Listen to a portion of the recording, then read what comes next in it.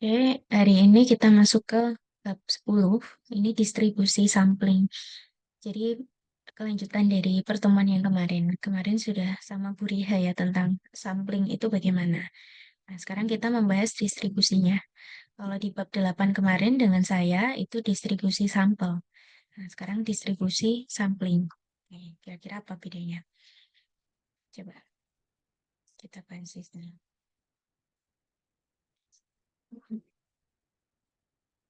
Nah, ini yang kita bahas hari ini ada distribusi rata-rata, distribusi proporsi, distribusi standar deviasi, dan distribusi median nanti yang kita bahas. Jadi sebenarnya distribusi rata-rata ini itu istilah awalnya sebenarnya distribusi sampling dari rata-rata. Oke, rata-rata sampelnya ya. Oke, cuman di sini bisa kita namakan dengan istilah lainnya yang lebih ringkas ya, distribusi rata-rata gitu. Ini juga sama, distribusi proporsi itu sebenarnya juga distribusi sampling dari proporsi sampel gitu, sama juga.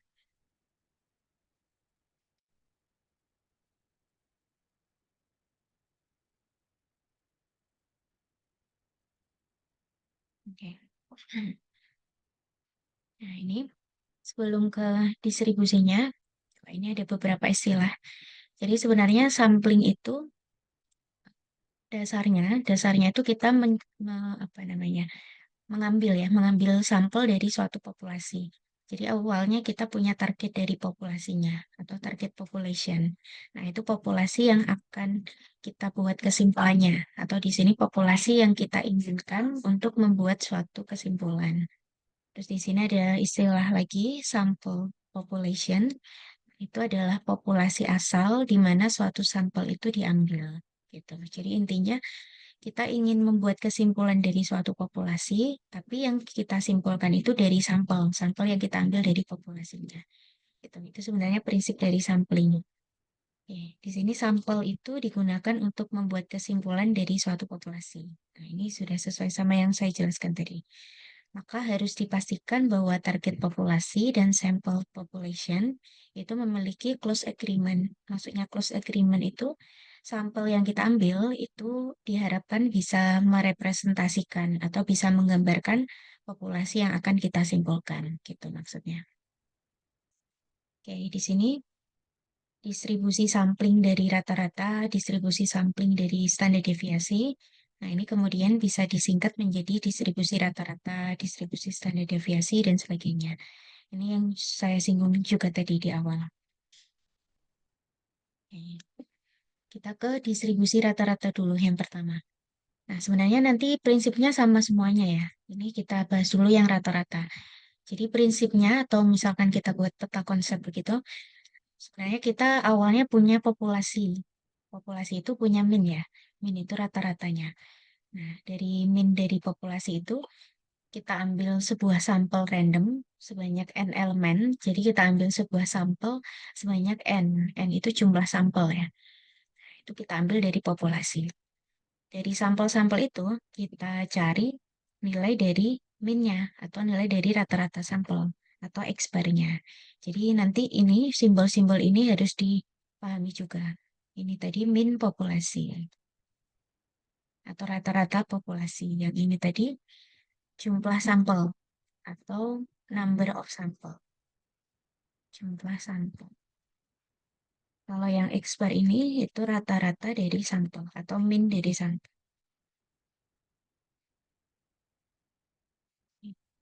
Nah, di sini setelah mendapatkan min nanti digunakan untuk inference dari nilai min populasinya tadi atau yang saya jelaskan di awal tadi ya. X-nya itu bisa kita buat untuk merepresentasikan atau membuat kesimpulan dari min populasi di awal tadi. Gitu. Sebenarnya ini konsepnya. Oke, nanti sama semuanya ya konsepnya. Tergantung nanti distribusi apa. Ini rata-rata ya rata-rata. Nanti kalau standar deviasi berarti ya standar deviasi. Dan seterusnya. Gitu. Oke, nah ini sudah saya tuliskan juga beberapa simbol-simbolnya. Jadi nanti difahami. N kecil ukuran sampel, N besar itu ukuran populasi. X bar tadi sudah ya rata-rata sampel, mu itu rata-rata populasi. Kalau standar deviasi itu S sama sigma. Gitu. Oke, ini rata-rata dari X bar. Jadi kalau misalkan dituliskan lagi sebenarnya gini, rata-rata dari rata-rata sampel. Jadi rata-rata sampel itu di rata-rata lagi. Rata-rata dari rata-rata sampel. Atau mean of sample mean gitu. Iya. Nah, kalau yang sigma X bar berarti ya standar deviasi dari rata-rata sampel.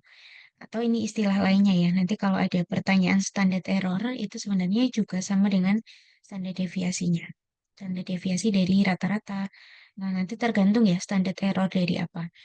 Di subbab selanjutnya nanti standar deviasi dari simpangan baku misalkan. Berarti standar error dari simpangan baku. Oke, ini minta tolong difahami juga simbol-simbolnya. Karena nanti ke bawah itu rumus-rumusnya kan banyak simbolnya. Nanti takutnya ketukar simbol satu dengan yang lainnya. Gitu. Ya, ini kita masuk ke distribusi rata-rata. Nah, ini kalau kita baca pengertiannya itu adalah distribusi peluang yang ada di bab 8 kemarin. Sekarang distribusi peluang dari nilai rata-rata sampel. Kalau di bab 8 kemarin ya distribusi peluang dari variabel acak ya. Variabel acaknya atau X. Misal kita asumsikan X kemarin. Nah, sekarang ini distribusi peluang dari nilai rata-ratanya. Oke, ini ekspektasi atau rata-ratanya disimbolkan ini. Oke. Jadi mu X bar itu atau rata-rata dari rata-rata sampel. Nah, itu sama dengan rata-rata populasi. Atau mu besar tadi kan rata-rata populasi. Kalau standar deviasinya itu ada dua. Ini hati-hati. Ini untuk finite population sama infinite population.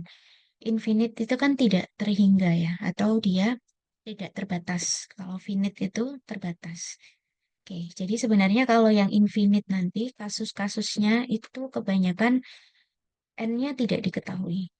N tadi banyaknya populasi ya, tidak diketahui.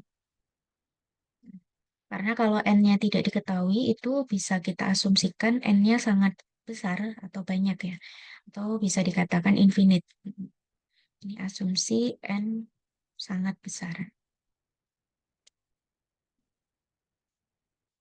Atau bisa juga N-nya diketahui, tapi harus memenuhi syarat yang ini. N per N besar atau jumlah sampel dibagi jumlah populasi itu kurang dari sama dengan 5%. Oke, jadi kalau ada syarat dua ini, itu pakai yang infinite. Berarti kalau pakai yang finite nanti ketika apa ya? Ketika N per N besarnya itu kebalikannya ya, lebih dari 5%. Gitu. Kita pakai yang finite. Gitu.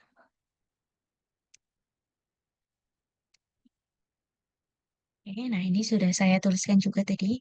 Sigma dari X bar itu bisa dikatakan standar error atau kalau di dalam bahasa Indonesianya kekeliruan standar atau galet baku sama juga.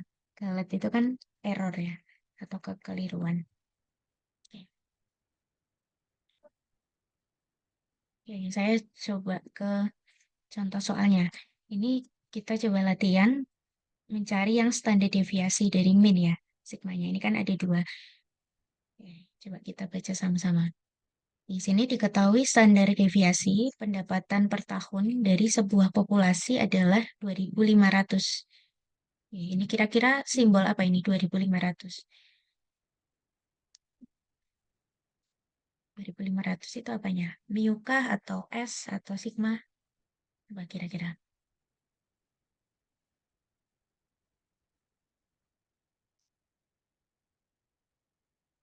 Ya, masih ingat nggak tadi yang ini ya? Coba ini saya hmm, apa screenshot kan? Coba saya kirim di chat Zoom supaya bisa ini diskusi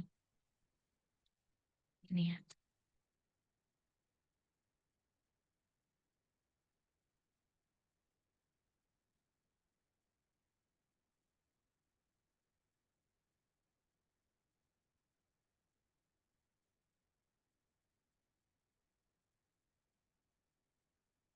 Eh,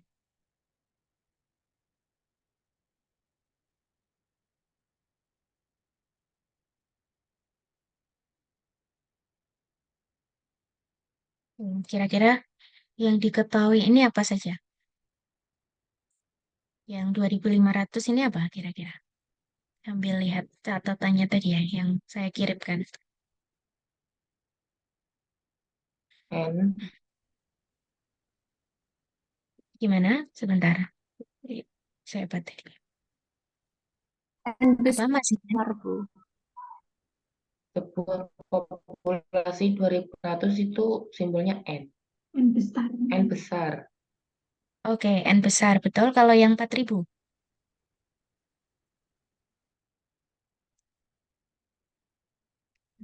Itu apa?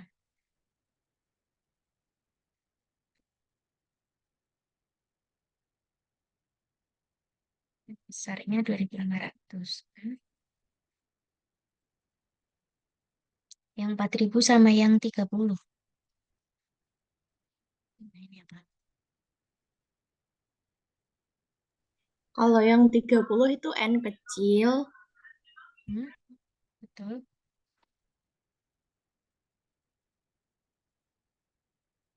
Yang 4.000? Standar deviasi. Apa simbolnya?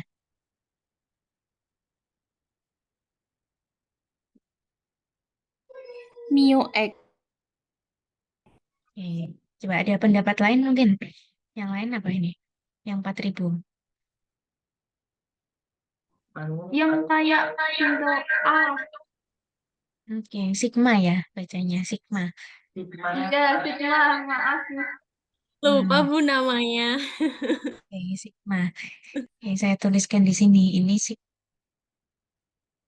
kalau misalkan di apa namanya di simbol itu mu ya. Ini bacanya mu. Cuman penulisannya mu saja. Tapi bacanya mu. Kalau yang ini penulisannya Sigma. Bentar, Sigma. Gitu. Oke. Atau ini coba ada yang mau hitung nggak kira-kira? Atau gini deh, kira-kira pakai yang infinite atau pakai yang finite?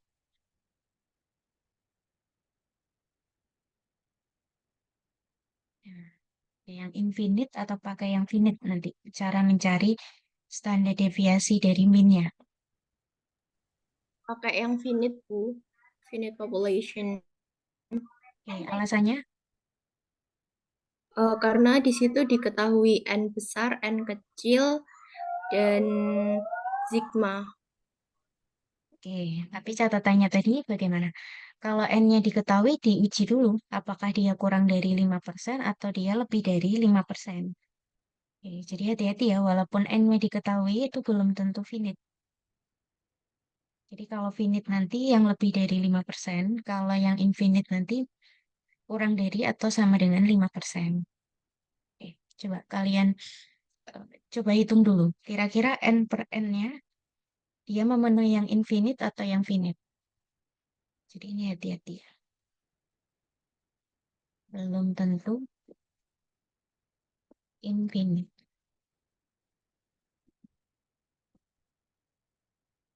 30/2.500 berarti.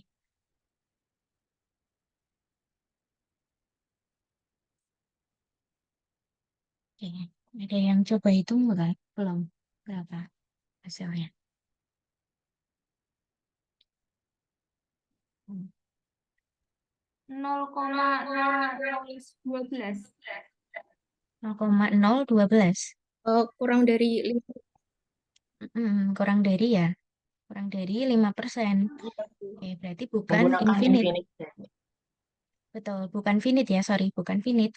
Tapi pakai infinite.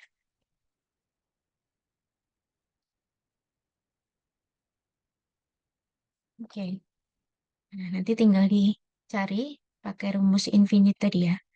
Standar deviasi dari sampel minnya atau rata-rata dari sampelnya itu pakai yang sigma per akar N. Gitu. Tinggal kita masukkan nilainya 4.000 per akar 30.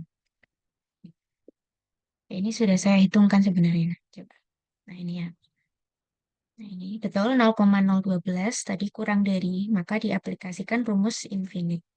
Oke, ketemunya 730,3. Gitu. Jadi hati-hati ya tadi.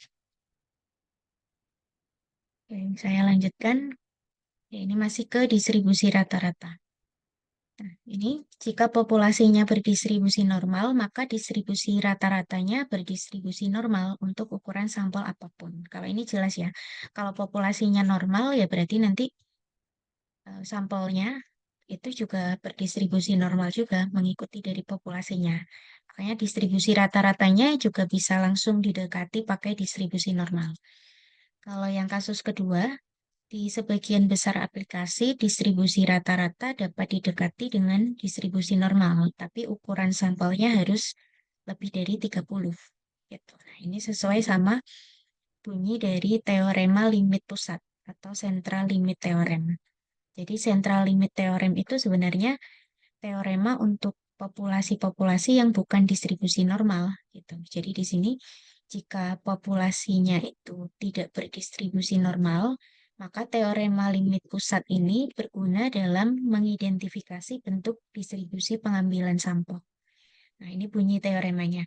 Jadi dalam memilih sampel acak berukuran N dari populasi, distribusi rata-rata dapat didekati dengan distribusi normal ketika ukuran sampelnya besar. Itu atau berdasarkan syarat yang tadi itu biasanya sampelnya lebih dari sama dengan 30. Jadi bisa diapproximate ke normal atau didekati ke normal. Ini karena kalau misalkan sudah didekati ke normal, nanti perhitungan distribusinya mudah. Yang sudah kita bahas di bab 8 ya, dengan saya juga yang normal itu. Coba ini ke slide selanjutnya dulu saja. Nah, ini nanti ya yang normal seperti yang di bab 8. Ya, kalau masih ingat yang distribusi normal. Oke, sebelum ke situ, kita ke sini dulu. Nah, jadi central limit theorem itu sebenarnya ilustrasinya seperti ini. Jadi misalkan kita punya populasi. Populasi data-datanya kalau kita plotting itu misalkan bentuknya seperti ini. Ya kan tidak kelihatan ya distribusinya apa. Karena distribusi di statistik itu banyak. Kalau yang sudah kita bahas kemarin ada binomial, ada Poisson, ada T-student, ada distribusi F dan sebagainya. Itu kan banyak. Di sini dengan central limit itu bisa kita dekati saja dengan distribusi normal. Nah, ini ilustrasinya misalkan kita ambil N-nya kecil, ini distribusinya berubah ya. Berubah jadi ini, jadi ini, jadi ini. Nah, nanti ketika N-nya itu semakin besar, di sini semakin kelihatan kalau data-data itu bisa didekati pakai distribusi normal karena kurvanya itu sudah simetri ya kalau dilihat. Karena normal kemarin itu simetri atau Bell distribution, itu kan bentuknya atau distribusi lonceng ini. Jadi ketika N-nya itu semakin besar, itu dia akan semakin terlihat kalau apa dapat didekati dengan distribusi normal atau bisa merepresentasikan distribusi normal. Kelihatan dari bentuk-bentuknya. Kalau yang N sama dengan 5 sudah, cuman yang ini kan belum ya. Nah, ini masih condong ke kiri. Kalau kita hubungkan sama kemiringan atau skewness kemarin yang di sebelum UTS, nah ini adalah yang positif skewness kemarin. Yang positif kemiringannya ke kanan, ya kan? Karena ekornya di kanan, tailnya di kanan. Gitu. Nah, di sini N sama dengan 30. N sama dengan 30 sudah kelihatan kalau dia membentuk lonceng. Makanya tadi syaratnya itu biasanya ketika N-nya lebih dari atau sama dengan 30. Karena semakin besar N-nya, dia semakin merepresentasikan normal distribution. Gitu. Ya, ini kalau misal didekati dengan distribusi normal, kita pakai yang normal standar atau normal baku. Nah, ini rumusnya kemarin itu Z sama dengan X min mu per sigma. Kalau yang di variabel acak kemarin ya. Nah, cuman karena di sini itu distribusi rata-rata, ini kita sesuaikan saja. Berarti X-nya menjadi X rata-rata. Mu-nya juga mu rata-rata. Mu rata-ratanya tadi kan kebetulan mu. Jadi kita tulis mu. Kalau sigma rata-ratanya tadi, nah ini ada dua ya. Nah, nanti tidak tentu yang sigma rata-ratanya, bisa yang infinite, bisa finite gitu, yang sudah coba kita hitung tadi. Berarti sigmanya jadi sigma rata-rata. Ini ada dua tadi ya. Ada dua, yang infinite sama finite. Gitu. Ya ini tadi sudah kita bahas juga ya simbol-simbolnya. X bar itu rata-rata sampel, mu itu rata-rata populasi, yang ini tadi standar deviasi dari rata-rata sampel. Gitu ya. Oke, kita ke soalnya lagi. Nah, ini contoh soalnya, tinggi badan rata-rata mahasiswa mencapai 165. Ini kan mahasiswa ya. Mahasiswa itu bisa kita katakan dia populasi. Populasi mahasiswa di suatu kampus atau di sini di suatu wilayah gitu. Nah, itu rata-rata tingginya 165. Berarti mu-nya ya, rata-rata populasi. Jadi ini mu-nya 165. Simpangan bakunya, ini simpangan baku dari mahasiswanya tadi atau populasinya juga. Berarti ini sigma yang 8,4. Nah, terus di sini diambil sampel acak sebanyak 45. Ya, ini jelas ya, sampel berarti N kecil. N kecilnya 45. Tentukan peluang tinggi rata-rata ke 45 mahasiswa jika tingginya antara 160 sampai 168. Oke, berarti ini kasus yang kemarin saya jelaskan ya, beberapa kasus di nomina itu ada dua. Bisa dia di antara, misalkan ini X1, Z sampai X2 misalkan. Yang kedua kemarin kalau misal kasusnya itu kurang dari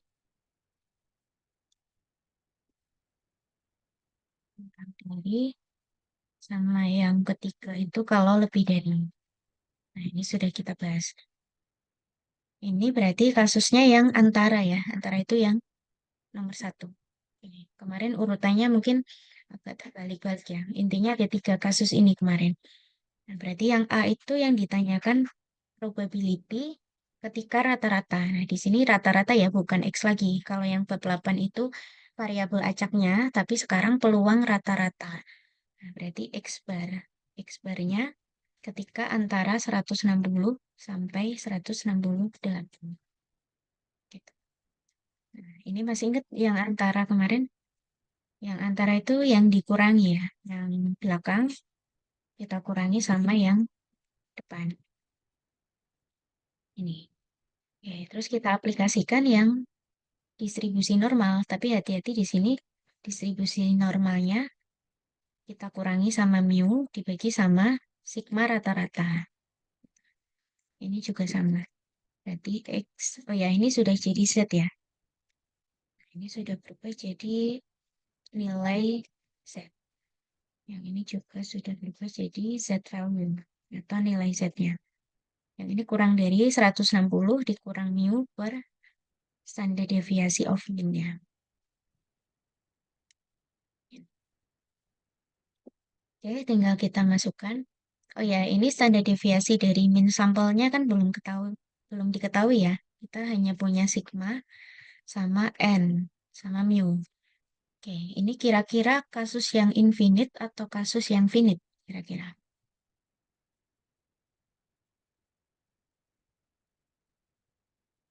Coba ada yang punya pendapat?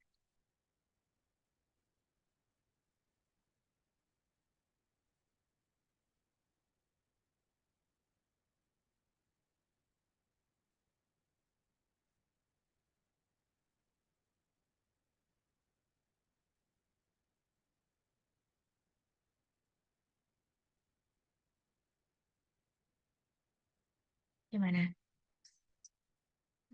Standar errornya pakai yang finite atau yang infinite ini nanti?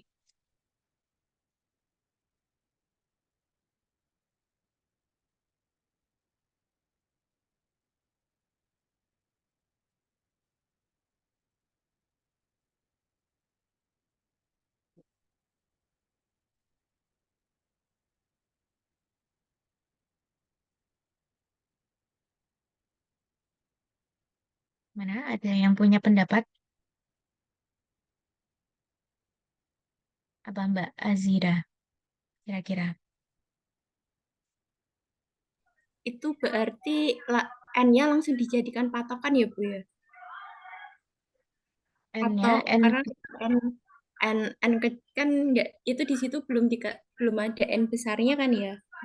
ya betul. Terus Jadi itu N kecilnya langsung dijadikan patokan coba saya untuk ulangi. tahu yang N per N itu. Atau Masih agak bingung. ada yang punya pendapat lain dulu mungkin?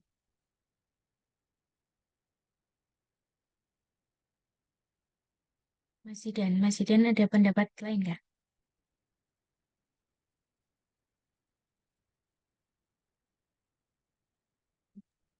Belum.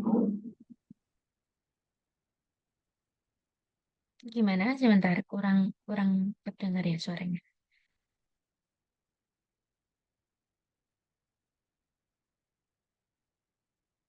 Oke. Kalau gitu saya kembali ke slide ini. Ini sudah saya catatkan ya tadi. Nah, ini. Oke, jadi untuk yang infinite itu kasusnya ada dua. Kalau misalkan n per n-nya kurang dari 5%, oke, kurang dari 5% itu pakai yang infinite. Atau bisa jadi kasusnya itu ketika n-nya tidak diketahui. Karena kalau n-nya tidak diketahui itu biasanya asumsinya n-nya sangat besar. Gitu. Makanya bisa dikategorikan ke infinite. Kalau yang soal kita barusan tadi kan n-nya tidak diketahui, betul, betul.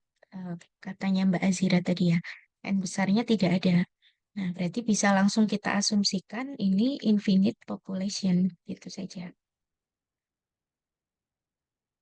Oke, ada yang perlu didiskusikan dulu mungkin sampai sini.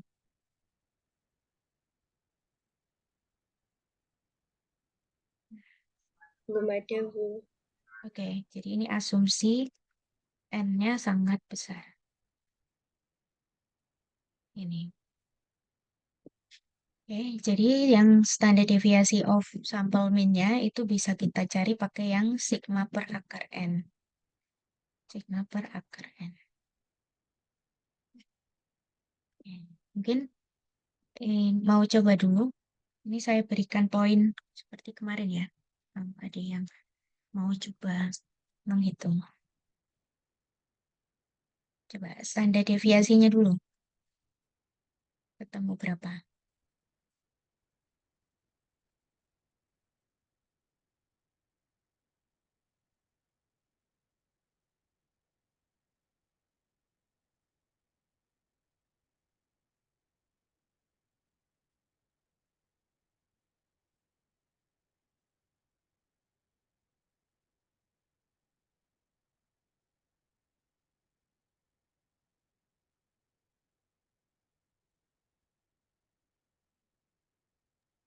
Satu koma dua lima dua, Bu.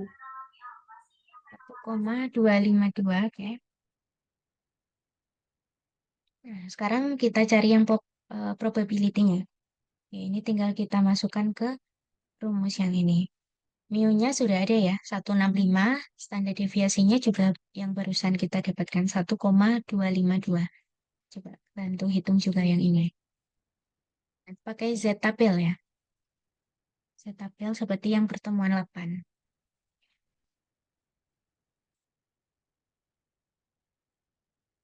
Coba saya tunggu.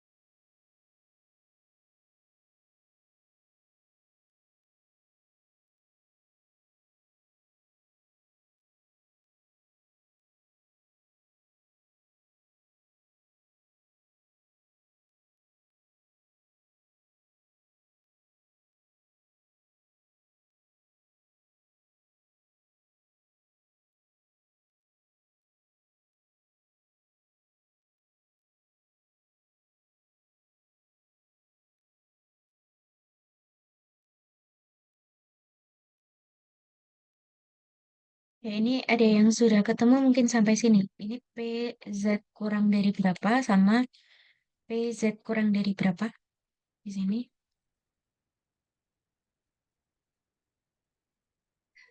PZ kurang dari ini belum saya itu ya Bu, cari di tabelnya. Itu Mm-mm. yang ZP Z kurang dari 2,396 sama PZ kurang dari min 3,99. Oke. 99 ya. Oke. Nah, ini tinggal dicari di set tabel ya. Oke, mungkin yang lain bagaimana? Yang lain paham ya sampai sini? Atau ada yang perlu didiskusikan dulu? Di tabel itu yang Z kurang 2,39 hasilnya 0,9936.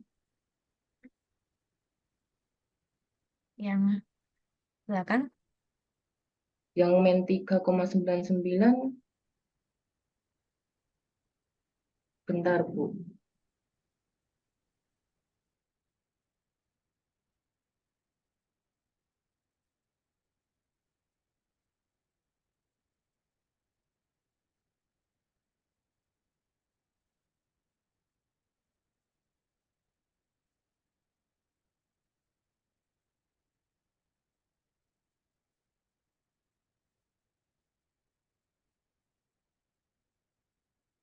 Sembilan sembilan tiga enam.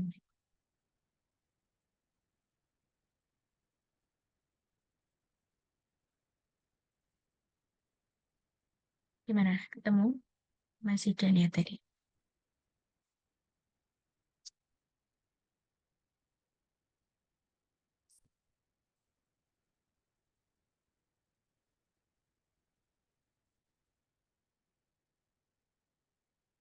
Oke, tapi intinya sudah paham kok sebenarnya. Coba ini kita lanjutkan ke sini saja. Ini 9336 2, berapa tadi? 39. Oke, betul ya. 2,39 itu kita bulatkan 2,4 juga boleh. Yang 3,99. Ya, ini sudah saya tuliskan. Yang sebentar. Ini kebalik nggak Mbak? Mbak siapa tadi? Mbak Azira ya yang jawab. Yang negatif 3,99 itu yang depankah atau yang belakang? Yang belakang Bu. Oh, yang belakang ya. Oke. Iya, Oke. tadi yang belakang 168. Bu. Mm-mm. Ya, betul, betul. Oh ya, ini saya buat gini dulu ya. Oke, betul. Mas Hiden tadi juga 0,9936 dikurangi sama negatif. Ada yang sudah itu apa? Ada yang sudah cari mungkin yang negatif 3,99 tadi. 0,00003. 0,000003. Ini, Nolnya kurang satu Bu yang di belakang koma. Jadi nolnya ada 4 yang di belakang koma baru 3. gini. Iya. Oke, betulkah begini? Coba saya buka tabel juga ya. Mana tabel? Tabel normal.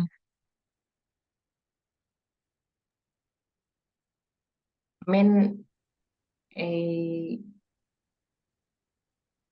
0,0018. 0018. Ah ya, kalau 0018 ini sudah betul. 0018.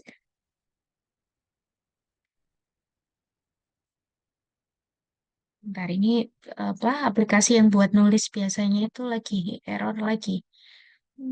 Jadi pakai ini.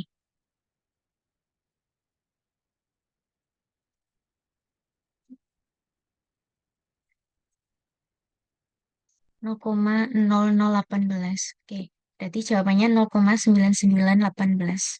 Sudah sesuai. Oke, berarti nggak Bu, ada masalah tapi ya di diantaranya. Kenapa? Google min 3,9 tidak ada.